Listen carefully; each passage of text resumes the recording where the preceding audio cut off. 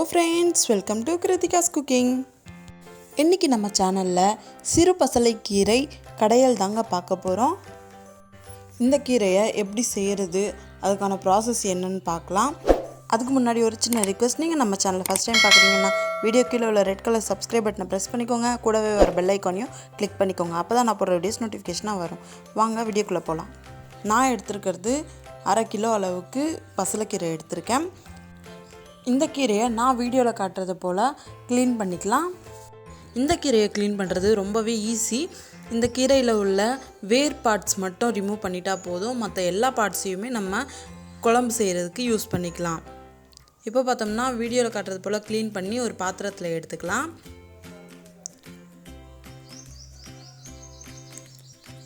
இந்த கீரையில் உள்ள வேஸ்ட் பார்ட்ஸ்னால் இப்போ நான் கையில் காட்டுறது தாங்க. இந்த மாதிரி வேர் பார்ட்ஸ்லாம் மட்டும் ரிமூவ் பண்ணிட்டா போதும். மற்றது எல்லாத்தையுமே யூஸ் பண்ணிக்கலாம்.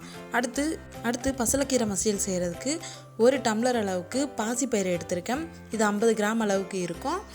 இதோடவே 1/2 டம்ளர் அளவுக்கு துவரம் பருப்பையும் எடுத்திருக்கேன். இது ரெண்டுத்தையும் சேர்த்து 2லேருந்து 3 வாட்டி நல்லா கழுவிட்டு தண்ணி ஊற்றி ஊற வச்சிடலாம். 1/2 மணி நேரம் ஊறினா போதும். அடுத்து நம்ம கீரையை செய்கிறதுக்கு ஸ்டார்ட் பண்ணிக்கலாம். இப்போ தண்ணியை ஊற்றி நான் 1/2 மணி நேரத்துக்கு ஊற வச்சிடுறேன். 1/2 மணி நேரம் கழித்து பருப்பு நல்லா ஊறி வந்துருச்சு. இதோட 1/2 டீஸ்பூன் அளவுக்கு மஞ்சள் தூள் சேர்த்துருக்கேன்.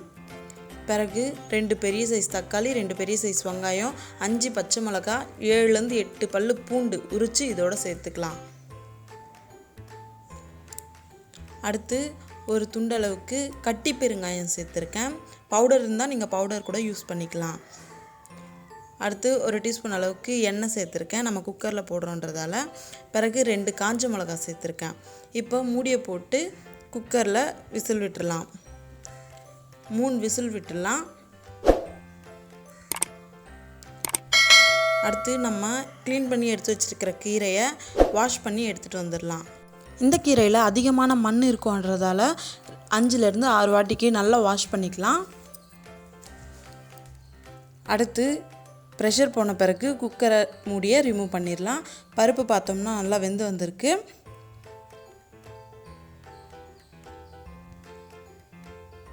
இதில் நம்ம வாஷ் பண்ணி எடுத்து வச்சுருக்கிற பசலைக்கீரையை சேர்த்துக்கலாம். இதோடவே சின்ன எலுமிச்சைப்பழம் சைஸ் அளவுக்கு புளியை சேர்க்குறேன். அடுத்து மூடியை போட்டு இன்னொரு வாட்டி 2 விசில் விட்டு எடுத்துக்கலாம்.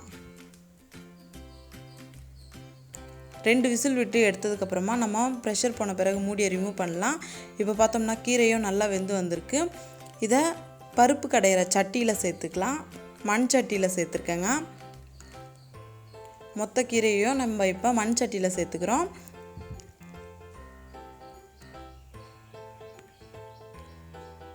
இந்த கீரையை பருப்பு கடையிற மற்ற வச்சு நல்லா கடைஞ்சி விட்டுக்கலாம். குக்கர்லேயே பருப்பும் கீரையும் நல்லா வெந்து வந்துருச்சுன்றதால இந்த கீரையை கடைய ரொம்ப கஷ்டமாகாது, ஈஸியாகவே கடைஞ்சி முடிச்சிடலாம். இப்போ பார்த்தோம்னா கீரையை தாளிக்கிறதுக்கு ஸ்டவ் பற்ற வச்சு ஒரு பாத்திரம் வச்சுருக்கேன். இந்த பாத்திரத்தில் 2லேருந்து 3 டீஸ்பூன் அளவுக்கு ஆயில் சேர்த்துருக்கேன். ஆயில் நல்லா ஹீட்டான பிறகு 2 வரமிளகாயை கிள்ளி சேர்த்துருக்கேன். அடுத்து 1 டீஸ்பூன் அளவுக்கு கடுகு சேர்த்துருக்கேன்.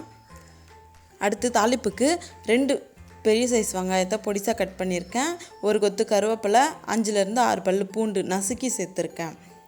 இதெல்லாம் சேர்ந்து நல்லா வதக்கி விட்டுக்கலாம். வெங்காயம் பொன்னிறமாக வதங்கி வரட்டும். இப்போ பார்த்தோம்னா வெங்காயம் பொன்னிறமாக வதங்கிருச்சு. இந்த ஸ்டேஜில் நம்ம கடைஞ்சி எடுத்து வச்சுருந்த பருப்பு கீரையை இதோடு சேர்த்துக்கலாம்.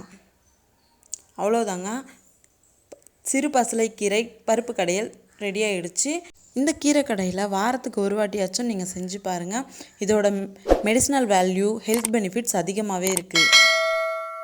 இதை நீங்களும் உங்கள் வீட்டில் ட்ரை பண்ணி பாருங்கள். உங்களுக்கு எப்படி வந்துச்சுன்றதை என்னோட கமெண்ட்டில் ஷேர் பண்ணிக்க மறந்துடாதீங்க. இந்த வீடியோ உங்களுக்கு பிடிச்சிருந்துச்சுன்னா லைக் பண்ணுங்கள், ஷேர் பண்ணுங்கள், கமெண்ட் பண்ணுங்கள். கிருத்திகாஸ் குக்கிங்கை சப்ஸ்கிரைப் பண்ண மறந்துடாதீங்க. தேங்க்யூ.